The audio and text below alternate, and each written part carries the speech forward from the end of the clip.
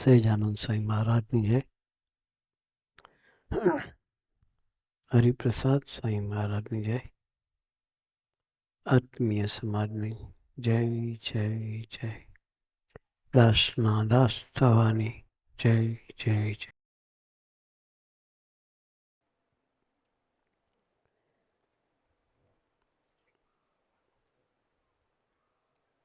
પીઆઈની ધરતી પર બીજી વખત તમારા બધાના દર્શન કરવાની તક મળી.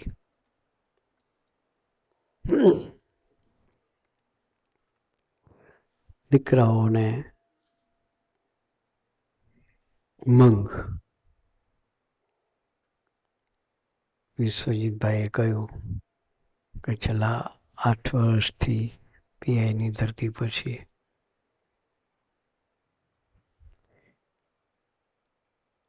રિમોટ એરિયામાં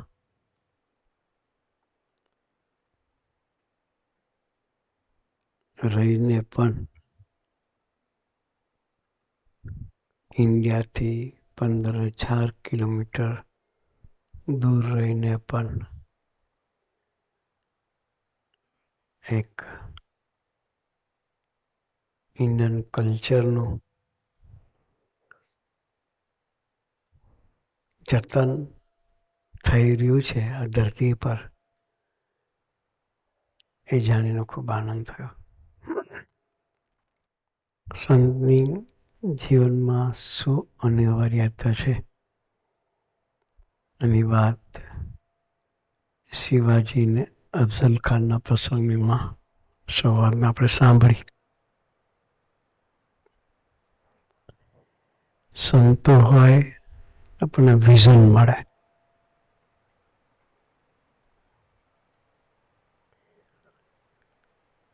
ધ્યેયની ક્લેરિટી થાય.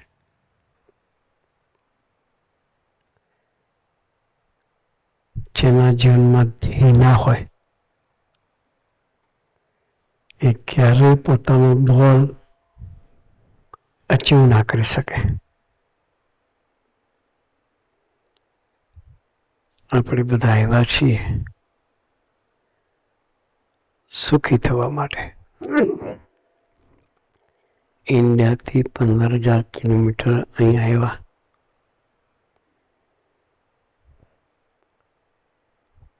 પરિવારને, સગા સંબંધી બધાને મૂકીને આવ્યા છે.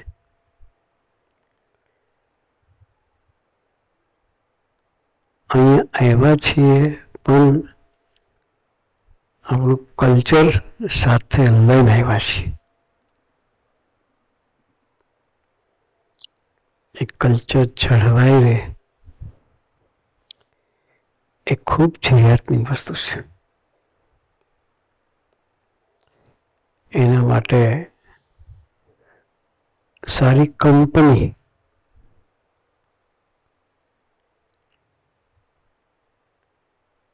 અનિવાર્ય છે.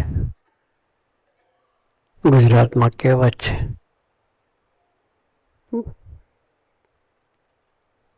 જેવો સંગ એવો રંગ લાગે.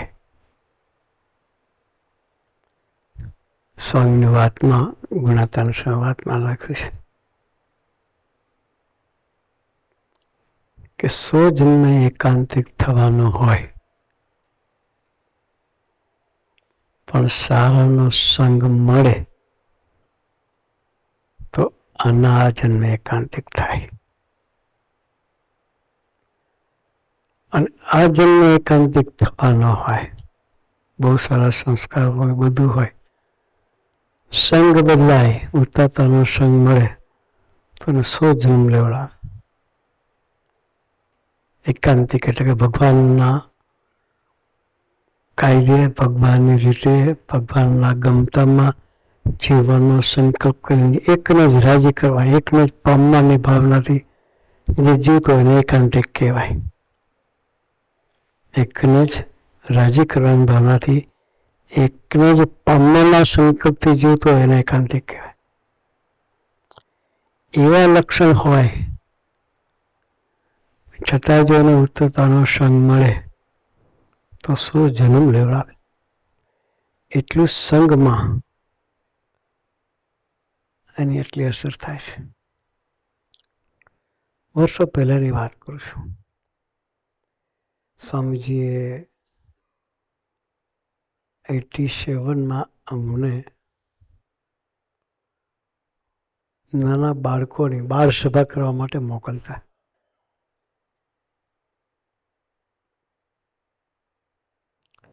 ઓલમોસ્ટ 27-28 વર્ષ થયા ને 87. શરૂઆત રાજકોટથી કરેલી. અત્યારે રાજકોટમાં શરૂઆતી સ્વામી અઠવાડિયે સભા કરે છે. એમાં 700 દીકરાઓ ભેગા થાય છે. પહેલા 700 દીકરાની રાજકોટની ધરતી પર સભા કરે છે. હું વાત કરું છું 87. ત્યારે સ્વામી એમને ત્યારે મોકલાતી એક સભા ચાલતી હતી નાના કિડ્સ બાળકોની, અંડર 14 ટીનેજર પહેલાંની ટીમ કહેવાય ને એવા બાળકોની સભા ચાલતી હતી. એક કાર્યકર્તા એ સભા ચલાવે. ગવર્મેન્ટ ઓફિસર હતા અને સભા સારી ચાલતી. સ્ટાર્ટિંગમાં સારો ગ્રોથ હતો. 50-60 દીકરાઓ રેગ્યુલર વીકેન્ડમાં સભામાં આવતા હતા અને સરસ છોકરાઓને શીખવા મળતું બધું હતું. પણ ધીરે ધીરે ધીરે ધીરે સંખ્યા ઘટતી ગઈ.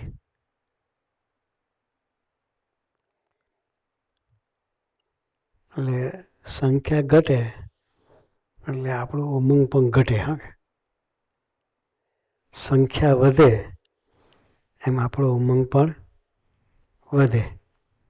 ગ્રોથ હોય તો આપણી એનર્જી ડબલ થઈ જાય અને ગ્રોથ ઘટે એટલે આપણે બી બેટરી ડિસ્ચાર્જ થવા મળે. શું થાય? બેટરી ડિસ્ચાર્જ થાય ખરી. અને જે કાર્યકર્તા સભા ચલાવતા હતા ધીરે ધીરે ગ્રોથ ઘટતા ઘટતા ઘટતા છેલ્લે 4-5 દીકરા જ રહ્યા પહેલાં. એટલે થોડો મનમાં મોડો વિચાર કાર્યકર્તાને ચાલુ થયો. એક દિવસ તો સભામાં 2 દીકરા અને કાર્યકર્તા 3 જ જણા હતા. પછી શું વિચાર આવે આપણને? આ લેવલે સભા જતી તો શું વિચાર આવે?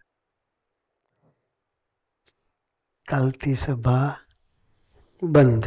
શું વિચાર આવે? કોઈ આવતું જ નહીં તો સભા કોની કરવાની? એટલે કાર્યકર્તાનો વિચાર આવ્યો. બેઠા હતા ખુરશી પર કાર્યકર્તા બેઠા બધા સામે બેઠેલા બાજુમાં ઠાકોરજી હતા. ભજન કરતા હતા. આંખો બંધ હતી. ભજન કરતાં કરતાં વિચાર કરે છે કે આજે છેલ્લી સભા દીકરાઓને કહી દઈએ કાલથી આપણે સભા બંધ કરીએ છીએ. આવો વિચાર કાર્યકર્તાના મનમાં ચાલતો હતો. જ્યાં આપણી ધીરજનો અંત આવે ને ત્યાં ભગવાન પ્રગટે. એટલે એ મનમાં વિચાર કરે છે, આંખો બંધ છે. પછી ભજન ચાલુ છે. ભજન કરતાં કરતાં પછી આંખ ખોલી તો 2 દીકરાની પાછળ સ્વામીજીના દર્શન થયા. દિવ્ય સ્વરૂપે સ્વામીજી પધારેલા. 2 દીકરાની પાછળ સ્વામીજીના દર્શન થયા એટલે સ્વામીજી ખિલખિલાટ હસતા હતા.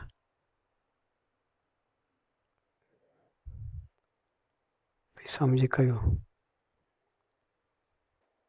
ચિંતા ન કરતા સભા આપણી ચાલુ રાખવાની, બંધ નહીં કરવાની. શું કહ્યું? ચિંતા કરતા નહીં, સભા આપણી ચાલુ રાખવાની છે. હું સંતોને મોકલીશ કે આ 2 છોકરાની સભામાં સંતોને મોકલે, આપણને વિચાર આવે સ્વામીજી કઈ કક્ષાએ આપણને બળ પ્રેરે છે. એટલે સ્વામી સ્વપ્નમાં દર્શન આપેલા દિવ્ય સ્વરૂપે. પેલા ગીવ અપ ના કર્યું. સ્વામી દર્શન આપ્યા એટલે બળ તો આવી ગયું. પછી 2-3 દિવસમાં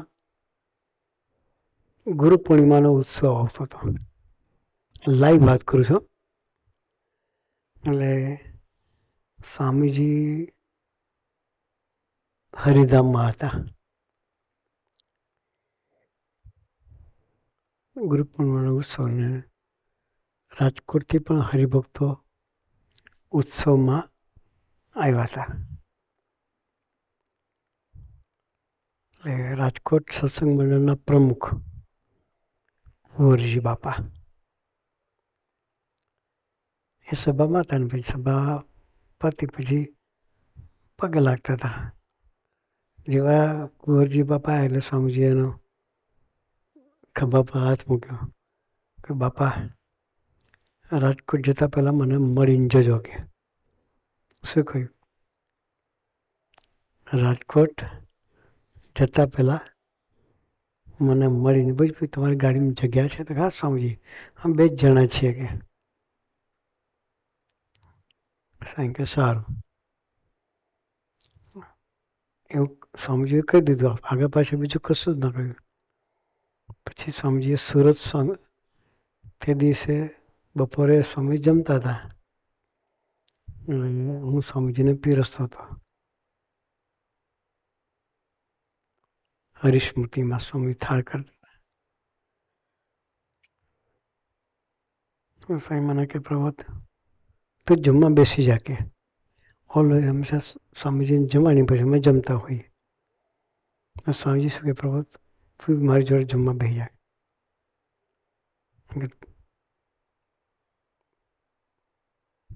બહાર જવાનું છે કે. પ્રોગ્રામ તો કંઈ સ્વામીજીનો એવો આવેલો નહીં. એડવાન્સમાં કોઈ વાત નહીં થયેલી. એટલે પછી સ્વામીએ કહ્યું જમીન તરત નીકળો. હા જમીન તરત નીકળવાનું. સ્વામીજીએ સુરત સાહેબને કંઈ રાખેલું મને ખબર નહીં પડેલી. અહીં કે તમારે એટલે હું કેટલા દિવસનો પ્રોગ્રામ છે? સ્વામી સાથે સેવામાં એટલે સ્વામીજીના પ્રોગ્રામનો વિચાર કરતા આપણે. હું સાહેબ એટલે સાહેબ કે મારે નથી જવાનું, તમારે જવાનું છે. ક્યાં જવાનું, શું જવાનું, શું પ્રોગ્રામ કંઈ નહીં. હા પછી હું તો ડીશ બનાવીને સ્વામીનું થાળીમાં જે પીરસવાનું પીરસું હું બેસી ગયો. સ્વામી સાથે પહેરેલું મેં બી જમી લીધું. એટલે હું વિચાર કરું કે કઈ જવાનું છે, શું છે કે ખબર પડતી નહીં.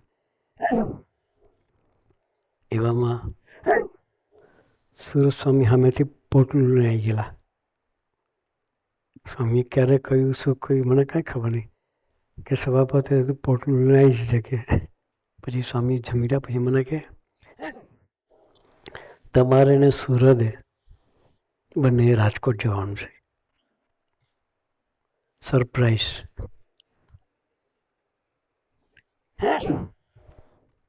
પછી સુરત સાંઈ તો આવી ગયેલા. એટલે ભાઈ કુંવરજી બાપા જમીન આવ્યા. પછી બાપાને કે આ 2 સંતોને તમારે ગાડીમાં લઈ જવાના છે. શું કે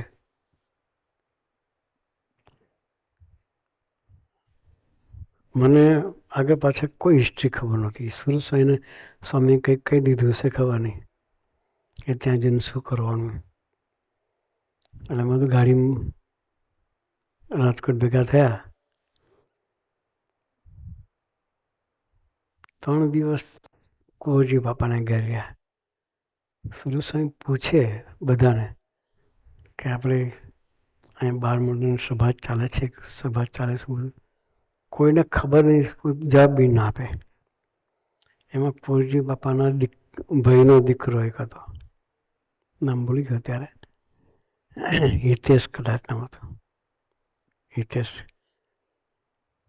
એ દીકરાને સુરસાઈ પૂછ્યું કે આપણે બ્રાહ્મણની સભા ચાલે તે નાનું ટાવર્યું એ સ્વામી ચાલતી હતી પણ બંધ થઈ ગઈ કે શું કહી ચાલતી હતી પણ બંધ થઈ ગઈ. એ 3 દિવસ પછી પૂછ્યું. પછી સુરસાઈ કે કોણ ચલાવતું હતું, કોને ઘર ચાલતી હતી, બધું પૂછ્યું. તો એણે કહ્યું કે ઠાકર સાહેબ, ધીરુભાઈ ડીકે ઠાકર, એ ચલાવતા હતા અને સ્કૂલના કેમ્પસમાં સભા કરતા હતા કે. પછી 3 દિવસ પછી સુરત સ્વામીએ એક કાર્યકર્તાને ફોન કર્યો, પૂછ્યું કે આપણી 12 સભા ચાલે છે? તો કે હા. કે ક્યારે ચાલે? તો કે આજે જ સભા છે કે. શનિવાર હતો એટલે કાર્યકર્તાને સ્વામીએ દર્શન આપીને કહ્યું હતું કે આપણે સભા કન્ટિન્યુ ચાલુ રાખવી છે. તો એણે સ્વામીએ કહ્યું હું સંતોને મોકલીશ, એને વિશ્વાસ કે સ્વામીજી કહ્યું છે એટલે સંતો આવવાના. એણે જે સભામાં આવતા હતા ને બંધ થઈ ગયેલા બધા દીકરાઓને 1 to 1 ઘેરે જઈ અને કહ્યું કે આજે સંતો આવવાના છે આપણી સભામાં. 30 દીકરાઓ જેટલા બધાને કહી રહ્યું, 30 દીકરાઓની સભા તે દિવસ થયેલી.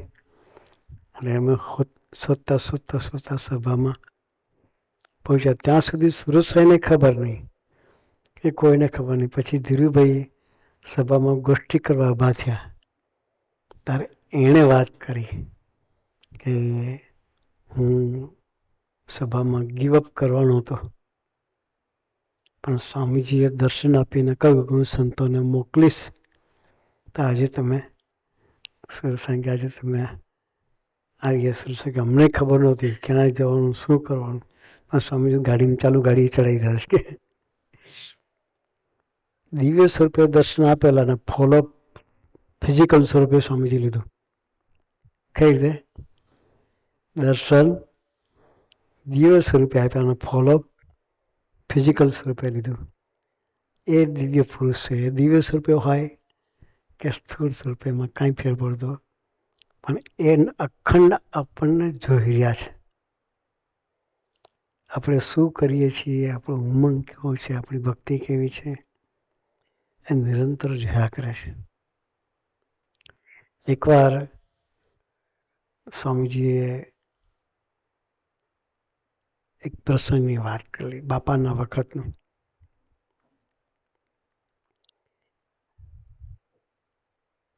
સભા હતી યોગીજમાનના વખતમાં. એમ કે સ્વામીજીએ પોતે દીક્ષા નહોતી લીધી. તમારા જેવા કપડામાં, યુવકના કપડામાં સ્વામીજી હતા. બાપાની સાથે ટપાલ લખતા હતા, પોસ્ટની સેવામાં સેક્રેટરી તરીકે હતા. એક ગામમાં કંઈક સભા હશે ને એટલે બધા સભામાં બેઠેલા. એક ડોસા સિનિયર સિટીઝન સભાની પાછળ બેઠા હશે નહીં, એને ખુરશીમાં બાપાની મૂર્તિ પધરાવેલી, એમાં એને યોગીમાનના પ્રત્યક્ષ દર્શન થયા કરે. શું થાય? યોગીમાનના પ્રત્યક્ષ દર્શન ખુરશીમાં મૂકેલી મૂર્તિમાં થયા કરે. બાપા ડોલતા હોય ને ધૂન કરતા હોય ને એ ટાઈપનું દર્શન ડોહાને ઓલ ધ ટાઈમ આખી સભા પૂરી ત્યાં સુધી દર્શન થયા. એટલે સભા પતી પછી કીર્તન ભક્તિ કે આરતી કે પ્રસાદ એ બધું પત્યું. પછી બધા વિસર્જન થાય પછી તો કશું પેલું ન હોય, બધા અરસપરસ મળે અને બધા આનંદ કરતા હોય. તો પેલા ડોસાને દર્શન થતા બંધ થઈ ગયા. સભા પૂરી થઈ એટલે બાપા જતા રહ્યા. પછી ડોહા પાછળ એકદમ ઊભા થઈ ગયા. ગુસ્સે તો કહેતો હું ગામ કપાટા ચાલુ કરી રાખીએ. યોગીજી મહારાજ બેઠા હતા, જતા રહ્યા કે શું કહ્યું? યોગીજી મહારાજ આપણી સભામાં બેઠા હતા, જતા રહ્યા કે તમે ગામ ગપાટા મારવાનું ચાલુ કર્યું. સભા પૂરી જ થઈ ગઈ હતી ઓલરેડી. એટલે પેલા છોકરા કે બાપા તમે ટાઢાપોરના જવા દેશો? સમજી ગયા? ટાઢાપોરના એટલે ગપ્પા મારવાનું બંધ કરો, એવું કહેવા માગતા હતા. કે યોગી મહારાજ કઈ આપણી સભામાં આવીને બેઠા હતા કે હું ખોટું કહું છું કે પેલા ડોહા કે આંખે કરીને દર્શન કરતો હતો કે શું કે આંખે કરીને દર્શન કરતો હતો એટલે કહું છું કે છોકરાએ આપણે જોવાની એટલે વાત એકદમ મગજમાં ઉતરે નહીં. એટલે છોકરાએ વધારે ખેંચી. બાપા કે જે વિશ્વાસ ના હોય તો આપણે યોગી મહારાજના ટપાલ લખો કે શું કે આપણે યોગી મહારાજને ટપાલ લખીને પૂછાવો કે બાપા તમે અમારી સભામાં આવ્યા હતા કે નહીં, એટલું પૂછો કે. છોકરા કે એ વાત સાચી. ભેગા થઈને ત્યાં જ બેહીને ટપાલ લખાવડાય. પોસ્ટકાર્ડ 15 પૈસાનું પત્તું આવતું હતું. કેટલા પૈસા? એક તો તેના કરતાં સસ્તું હતું, 10 પૈસાનું છે કદાચ. પોસ્ટકાર્ડનું પત્તું એમાં લખાવડાયું કાગળ. મેં લખ્યું કે ગામનું નામ, મંડળનું નામ, જે હોય બધું આખું લખીને બાપા આ સભામાં તમે પધાર્યા હતા કે અમારા ડોસા આવું કહે છે. કાગળ પોસ્ટ કર્યો. સેક્રેટરી તરીકે સ્વામીજીને સ્વામિનાથમાં ટપાલ આવી. એટલે સ્વામીજી કાગળ વાંચ્યો. પછી બાપાને કહ્યું બાપા દીકરાઓ આવું પૂછે છે કે આ દિવસની સભામાં તમે પધાર્યા હતા એવું પૂછે છે કે બાપા ગુરુ જવાબ લખી નાખવાનું કે મને શું પૂછવાનું કે. સ્વામી કે બાપા હું શું લખું તમે કહો. બાપા કે ગુરુ કે લખી નાખો શાસ્ત્રી મહારાજ આવ્યા હતા કે શું કે તમારી સભામાં શાસ્ત્રી મહારાજ આવ્યા હતા કે પછી કે જ્યારે જ્યારે તમે સભા કરો ત્યારે શાસ્ત્રી મહારાજ આવીને બેઠા હોઈ શકે. એ આપણે સભા કરીએ એ સભામાં ભગવાન અખંડિત બિરાજમાન હોય છે.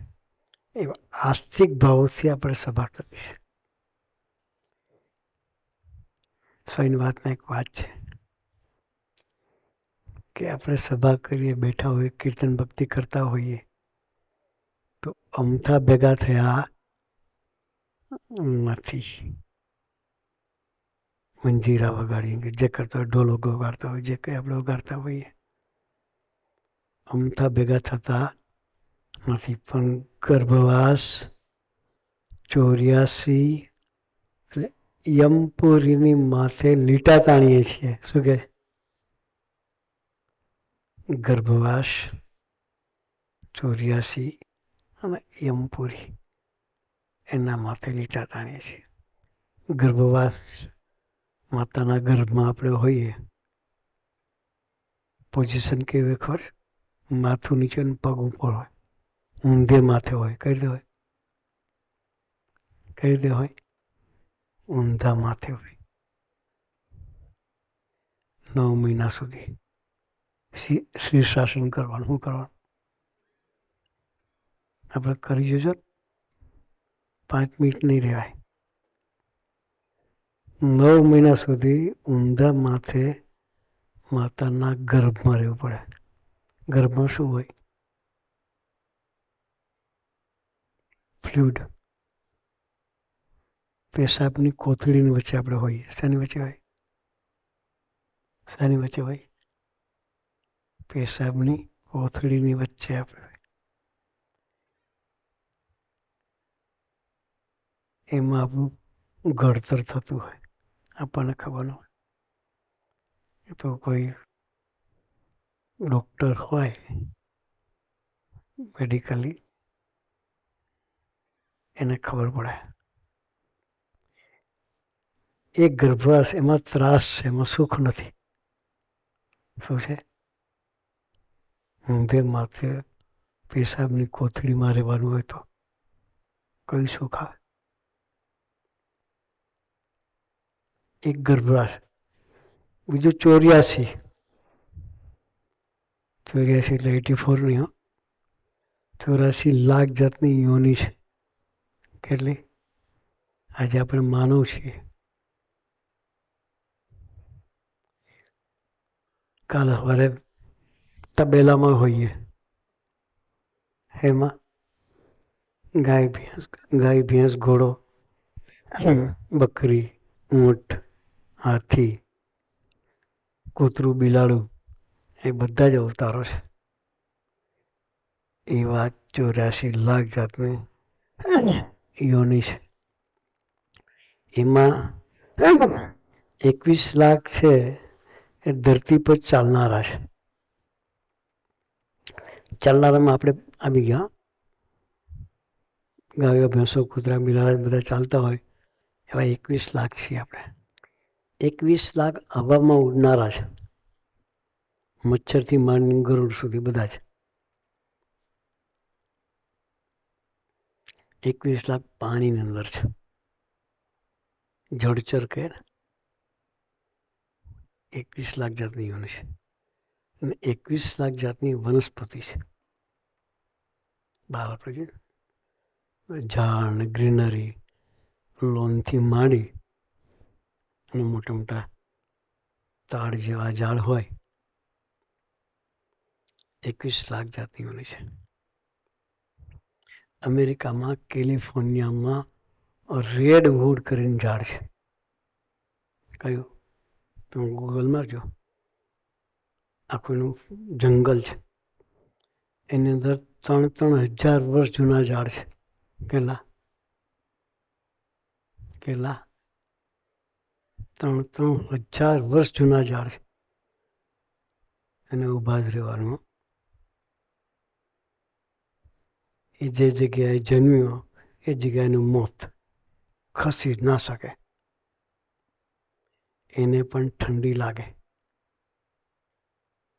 એને પણ ગરમી લાગે, એને પણ વાવાઝોડું લાગે, પવન લાગે, ડારખીઓ કપાય એને પણ દુઃખ થાય. જેમ આપણી આંગળી કપાઈને દુઃખ થાય, શાક કાપતા ચપ્પુ લાગી જાય દુઃખ થાય, એવું એની ડારખી કપાય તો એટલું દુઃખ થાય. પણ કે કોને? એ બધું પ્રારબ્ધ છે. શું છે? 84 લાખ જાતની એવી યોની છે ટોટલ બધી થઈને. 21 લાખ જાતના વનસ્પતિ છે. એટલે ગુણાત્મક કહ્યું છે કે અમથા ભેગા થતા નથી. ગર્ભવાસ 84 ને યમપુરી એને માટે લીટા તાણીએ છીએ. યમપુરીનો માર તો અનુભવ નથી આપણે કોઈને, પણ અનુભવ કરવા જેવો નથી. એટલે આપણે એમાંથી મુક્ત થવું છે. એના માટે અઠવાડિક સભા છે. તો આવી સરસની સભા અહીંયા આટલે દૂર 15,000 કિલોમીટર રહેવા છતાં પણ આ ધરતી પર આવા સરસ સંસ્કારોનું જતન થાય છે. દીકરાઓ ડાન્સ કરતા હતા, જોઈને આનંદ થતો. બાકી આજના છોકરાઓનો ડાન્સ જુદા હોય, બાટલી લઈને ડિસ્કો કરતા હોય. શું કરતા હોય? કલ્ચરલ ડાન્સ હોય નહીં. એ સંતોના યોગે, સંતોના સમાગમે, સંતો સાથેની દોસ્તી કરીને કલ્ચરનું જતન થયું છે. બાકી આ કળિયુગમાં આવું કલ્ચર હચવાય એ યોગ હોય તો જ હચવાય છે. આપણે કલ્ચરમાંથી આવીએ છીએ, અહીં આવીને આપણે કલ્ચરને ભૂલવું નથી. આપણે સત્સંગ કરીશું તો આપણા દીકરાના જન્મમાં પણ સંસ્કારોનું જતન થશે. આપણી સાચી મૂડી છે આપણા દીકરીઓ છે. એ ન સચવાયા અને ગમે એટલી તમારી ઇન્કમ હશે કે ગમે કે તો 8-10 સ્ટોર ચાલતા હશે કે 10-15 મોટલો હશે, પણ દીકરાઓનો સંસ્કાર ન હોય તો એ બધું દૂરધાણી થઈ જશે. એટલે આપણી સાચી મૂડી એ સચવાય એના માટે સત્સંગ કરવા. હમણાં મેં કેલિફોર્નિયા બાજુ ફરતા હતા. એક ભગતની ખાલી બહુ વધારે મોટર 39 મોટર હતી, એટલે બહુ નહોતી. એને ત્યાં પધરામણી જવાનું થયું. પછી ખાનગી બેઠો, રડતા હતા. શું કરતા? 39 મોટો લઈને શાંતિ નથી આપી શકતી. શું કરવાનું? 39 મોટો લઈને શાંતિ નથી આપી શકતી. શું કરવાનું? શાંતિ તો સંતના સમાગમમાં છે. તો આવો સરસનો યોગ સ્વામીજીએ કરુણાએ કરીને આપણને આપ્યો છે. ટોરન્ટોથી જનકભાઈ, નરેશમાં બધા આવ્યા છે. સ્પેશિયલ કોક પ્રીતિ છે આપણી સાથે, અને સંકલ્પ કર્યો છે કે અહીં પણ એક નાનું સેન્ટર આપણે બનાવવું છે.